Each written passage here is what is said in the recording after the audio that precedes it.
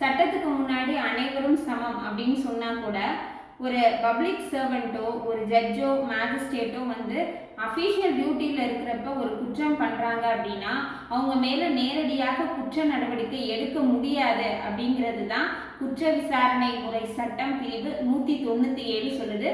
புதிதாக வந்திருக்கக்கூடிய சட்டம் BNSS பிரிவு 218 அதை தான் சொல்லுது.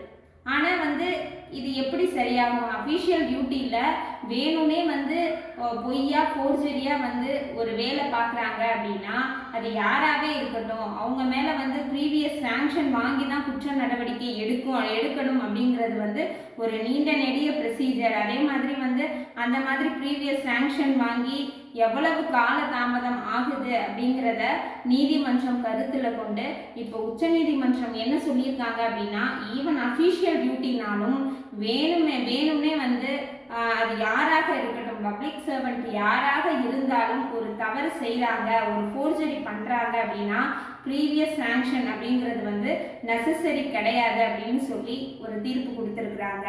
அப்போ இனிமே வந்து யாரும் அது அவங்களோட அஃபீஷியல் டியூட்டி அப்படின்னு சொல்லி தப்பிச்சுக்க முடியாது. அவங்க அஃபீஷியல் டியூட்டி டைமில் என்ன தவறு பண்ணாங்கன்னாலும் அவங்க ஸ்டேட் கவர்மெண்ட் கிட்டேயோ சென்ட்ரல் கவர்மெண்ட் கிட்டேயோ நம்ம சாங்ஷன் வாங்கி தான் அவங்க மேலே குற்ற நடவடிக்கை எடுக்கணும் அப்படிங்கிற அவசியம் இல்லை அப்படின்ற இந்த தீர்ப்பு வந்து மிகவும் வரவேற்கத்தக்க ஒரு தீர்ப்பு. நன்றி.